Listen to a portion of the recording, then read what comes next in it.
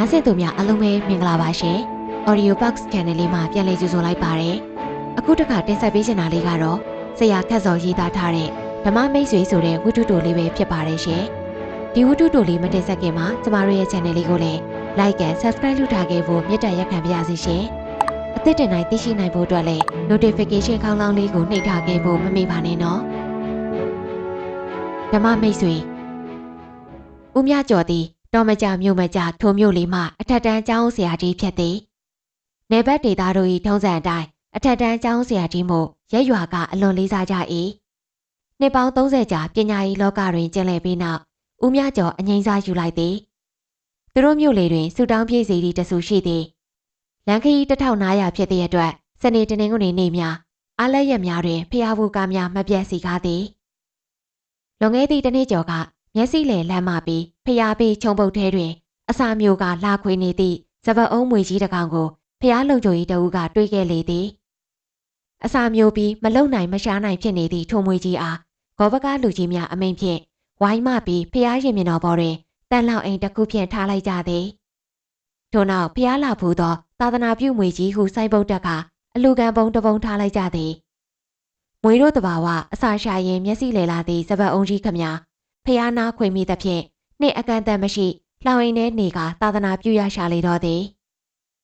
မွေကြီးဤပရိသတ်ကလည်းတနေ့တခြားများပြားလာသည်မွေဖူးသလားဖျားဖူးသလားမသေးခွဲသည့်ဖျားဖူးတွေကြိတ်ကြိတ်တိုးလာသည်ဖျားကြီးကိုလှူသောအလူငွေမွေကြီးကိုလှူသောအလူငွေများတနေ့တခြားများပြားလာ၏တိုက်တိုက်ဆိုင်ဆိုင်ဆရာကြီးဦးမြကျော်အငိမ့်စားယူပြီး6လအကြာတွင်အနီးဖျားကောပကလူကြီးများထဲမှအဖိုးကြီးတယောက်ကွယ်လွန်လေသည်ဒီတော့မျိုးပေါ်ရှိလူကြီးသူမန်များကဦးမြကျော်ကိုလက်လက်နေသောကောပကနေရာတာဝန်ယူခိုင်း၏ပင်စင်စားဘဝဖြင့်ရောင်လဲလဲဖြစ်နေသောဦးမြကျော်လည်းကုသိုလ်ရေးမှုလက်ခံလိုက်လေသည်ဖျားကောပကအဖွဲ့ဝင်12ဦးကော်မတီတွင်ဖျားဝေယဝိဆများစီမံခန့်ခွဲရေးအပြင်ဖျားကြီး၏အလူကံပုံများကိုဖွင့်ပြီးရေတွဲရသည့်တာဝန်လည်းရှိပါသည်အလူကံပုံများကို၄နာရီချတစ်ခါကောပကများကအဆိုင်3ဆိုင်ခွဲပြီးရေတွက်ခါစရင်သွင်းရသည်တဆိုင်လျင်လူကြီး3ဦးတာဝန်ကြပါသည်အလူကံပုံများစတင်ရေတွက်သောနေ့ကဦးမြကျော်အတွက်အတွေ့အကြုံသက်ဖြစ်နေသည်ဂောဘကများသည်စွတ်ကျဲလက်ပြက်နှင့်ဘောင်းမီတို့ကလေးများဝက်ခါငွေရည်မိအခန်းတွင်ဝင်ရ၏ဖျားပိုင်ငွေကြေးများနှင့်ပတ်သက်ပြီးဂောဘကများအနေဖြင့်မြည်သည့်အရှုပ်အရှင်အလွဲသုံးစားခြင်းမရှိကြောင်းပြသသည့်သဘောဖြင့်ထဲเสียဝက်เสียအိတ်ကမပြောနှင့်အဝေစားပင်အပူဝင်မသွားရဟုဆိုသည်အလူကံပုံများထဲမှငွေအလုံးကိုကျန်းပြင့်ပေါ်ပုံချလိုက်ပြီးဂောဘကအဖွဲ့ဝင်များကရာတန်းများ9000တန်း1000တန်းများတက်စီအရင်ခွဲထုတ်ကြရသည်ထို့နောက်မှ4နာရီစာရသည့်အလူကံငွေများကိုရေတွက်စရင်သွင်းကြလေသည်မိခင်တက်တာတဲ့ထဲ့သိမ်းကြသည်ဦးမြကျော်ကမြို့မျက်နှာဖုံအငိမ့်စားတရားသူကြီးဆေးဆရာကြီးစီးပွားရေးလုပ်ငန်းရှင်တို့နှင့်တဆိုင်ကြသည်အလူကံငွေများကိုတိတ်ဆိတ်စွာရေတွက်နေကြရင်ပြီးကန်ဤတွင်မှတရားသူကြီးကစကားဆသည်ဒီကဓမ္မမိတ်ဆွေတို့တော့မသိဘူးကျုပ်တော့တလောကတရားစခန်းသွားဝင်လိုက်တာညံစင်အဆင့်ခုံတက်သွားလို့တရားစစ်တဲ့ဆရာတော်တော်အံ့ဩယူရတယ်သောတာပန်အဆင့်ကိုနီးလာပြီတဲ့ဗျာဟဲပြောရင်းဆိုရင်1000တန်တရွက်ကိုကြစ်နေအောင်လိမ့်လိုက်သည်ထို့နောက်ခါးလယ်မှာထပ်ပိုင်းခောက်ချိုးလိုက်ပြီးသူ့ပကြောင်တွင်ထိုးသွင်းလိုက်သည်ဦးမြကျော်မျက်လုံးပြူးပြီးကြည့်သည်သောတာပန်တီကန်နီတရားသူကြီးကခက်တီတီပဲကောင်းပါတယ်ဓမ္မမိတ်ဆွေကြီးရဲ့ကျုပ်တော်ဖြင့်တရားအလုပ်လုပ်ခြင်းပေမဲ့ဝေနေရတတ္တဝါတွေကိုကယ်တင်ဖို့ရာတာဝန်ကရှိသေးတော့တက်တဲ့စိတ်ပညာနဲ့ကုသပေးနေရသေးတယ်ဒါပေမဲ့စိတ်ထဲတော့တရားကိုအမြဲနှလုံးသွင်းပါတယ်နောက်နှစ်ထဲတော့မိုးကုတ်ချောင်မှာကျုပ်လှူထားတဲ့တဘာချောင်းလေးပြီးတန်ကောင်းပါရဲ့အဲ့ဒီအခါကျလော်ကီအလုပ်တွေဆွန့်လွတ်ပြီးသင်္ကန်းစီးမယ်ဆုံးဖြတ်ထားတာပဲသူရှိမှဆေးဆရာကြီးကလည်းပြောပြောဆွဆွဖြင့်9000တန်2ရွက်ကိုကြစ်နေအောင်လိုက်ပြီးပကြောင်တဲထိုးထည့်လိုက်ပြန်သည်ဘင်းနဲ့ပတ်စံတွေများဝါးစားနေကြသလားမဟုတ်သေးပါဘူးဦးမြကျော်မျက်လုံးပြူးသွားသည်ဖះဒီလူတွေဖះအလူကံငွေတွေဘုံနေကြတာပဲအင်းဗျာဓမ္မမိတ်ဆွေကြီးတို့ကိုအားကြရပါတယ်ကျုပ်ကတော့ဒါနပဲအားကိုးရတယ်ပြို့ရှာသမျှလှူဖို့ပဲမဟုတ်လားဗျ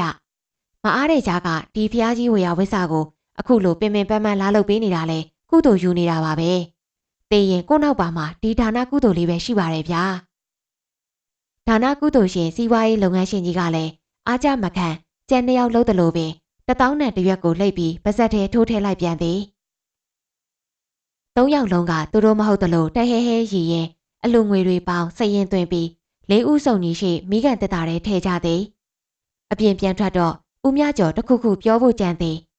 သို့တော်ဘာပြောရမည်မသိဓမ္မမိတ်ဆွေကြီး3ယောက်ကတော့ခက်တီတီပင်ဖျားဦးချကြသည်ထို့နောက်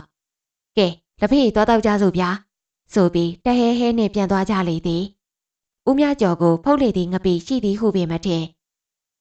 နောက်ထပ်ဂောပကကျူတီတစ်ခုချိန်လာသဖြင့်ဦးမြကျော်လည်းအိမ်သို့ပြန်ခဲ့သည်ညပိုင်းကျူတီသူတို့အချင်းချင်းရီမော်စကားပြောနေကြတော့လဲဦးမြကျော်ကိုစကားမပြောကြပြုံးပြရီပြခြင်းပင်မပြုဦးမြကျော်အနေရခတ်လာသည်ဒင်းတို့ခိုးနေတာတွေကိုလူတွေသိအောင်ဖွင့်ချလိုက်ရင်ရောဦးမြကျော်စဉ်းစား၏သို့တော်ညာဒင်းတို့က3ယောက်3ယောက်တင်မကသည်နောက်အဆိုင်တွေလည်းတင်းနေနေရင်သူတို့လူစုကတောင်းပြီးဖျားငွေကိုညင်ညင်ညာညာခိုးနေကြသည်ကိုဘယ်သူကိုတိုင်ရမလဲခက်တီကဒီလူတွေကမြို့တွင်သူ့ထက်ငွေကြေးအရာအပုံကြီးထမ်းသာသူတွေနမည်ကြီးတွေသူတို့ကိုကြီးညိုကြသူတွေကလည်းမနေမနှောဒီလိုလူများကဖျားငွေတွေကတောင်ကနန်းလောက်ခိုးနေကြသည်လို့လိုက်ပြောလျင်မြည်သူကယုံမြည်နေပြီးတော့အလုံးကပေါက်ပေါက်ရောက်ရောက်တွေတော့ကြအမှုကသူ့ပြန်ပတ်နေရင်ရောအသက်ကြီးမှရှုပ်ရှုပ်ရှက်ရှက်အဖြစ်မခံနိုင်နောက်ရက်များတွင်ဓမ္မမိတ်ဆွေများကကြစ်နေအောင်လိုက်ကြသည်တခါတရံ2လိပ်တခါတရံ3-4လိပ်ပကြောင်တဲထည့်ကြသည်ဦးမြကျော်ကိုမူဘသူမျှအေးမလို့ကြတော့ဦးမြကျော်အထီးကျန်လာသည်တိမ်ငယ်လာသည်တခါတရံထိုသူများထံမှဦးမြကျော်ကိုရန်လိုသောပုံစံများပင်တွေ့လာရသည်မျက်နှာကျောခတ်တင်းတင်းဆက်ဆံကြသည်တကျူတီကို1000တန်2လိပ်တနေ့2ကျူတီဆိုရင်4လိပ်တရက်4000 10ရက်4သိန်းတလ12သိန်းသူ့ကျောင်းဆရာတက်တန်းတစ်လျှောက်ဒီလောက်ငွေကိုတစ်ခါမှမမှန်ဘူးကဲနေ့စဉ်တွေ့နေကြတာချင်းအတူတူသူတို့ကရီရီမောမောပြောဆိုနေကြပြီးမိမိဝင်ပြောလျင်ပင်မတူသလိုမတန်သလိုအဖက်မလုပ်သည်ကိုဦးမြကျော်ခံစားလာရသည်ထိုနေ့ကတော့ဦးမြကျော်တစုံတစ်ခုကိုစမ်းသပ်ကြည့်ဖို့စိတ်ကူးမိသည်အလူခံငွေများရေတွက်ရင်သူတို့သုံးဦးကပရိသတ်သမုပ္ပတ်တရားတော်အကြောင်းဆွေးနွေးနေကြ၏ထိုစဉ်ဦးမြကျော်သည်သူရှိမှ1000တန်တရွက်ကိုအသာယူကာလက်နက်ဖက်ဖြင့်ကြစ်နေအောင်လိမ့်လိုက်၏ထို့နောက်ခါမထပ်ပိုင်းချိုးပြီးပဆောင်ထဲအသာထိုးထည့်လိုက်၏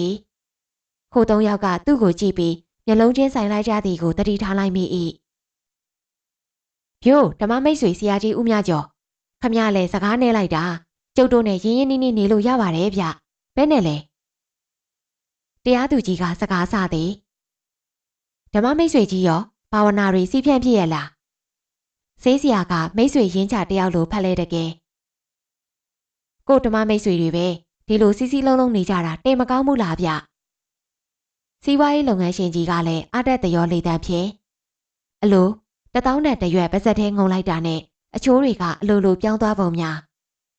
ထိုနေ့ကတရားသူကြီးဟောင်းဆေးဆရာနဲ့စီးပွားရေးလုပ်ငန်းရှင်ကြီးတို့ကအငိမ့်စားကျောင်းအုပ်ကြီးဦးမြကျော်ကိုသူတို့ထိုင်နေကြလက်ဖေးဆိုင်သို့ခေါ်ကြသည်စကားတွေပြောကြသည်ဦးမြကျော်အထီးမကျန်တော့ပါရန်ရှာမခံရတော့ပြီဦးမြကျော်ဓမ္မမိတ်ဆွေအဖွဲ့ဝင်ဖြစ်ချေပြီထို့ပြင်1000တန်တရွက်ကိုလည်းဂျူတီချိန်တိုင်းငုံပေးရတော့မည်ဖြစ်လေ၏ခက်စောအခုဖတ်ပြခဲ့တာကတော့ဆရာခက်စောရေးသားထားတဲ့ဓမ္မမိတ်ဆွေဆိုတဲ့ဝတ္ထုတိုလေးပဲဖြစ်ပါတယ်ရှင်သုတ္တယတစာပေများကိုအပတ်စဉ်တင်ဆက်ပေးမှာဖြစ်လို့ Audio Box Channel လေးကိုလည်း Like and Subscribe လုပ်ထားခဲ့ဖို့မမေ့ပါနဲ့နော် Audio Box လေးတွေနားထောင်ရင်ဘဝအမောတွေပြပြောက်ပြီးတာယာတဲ့အချိန်လေးပိုင်ဆိုင်ကြပါစေရှင်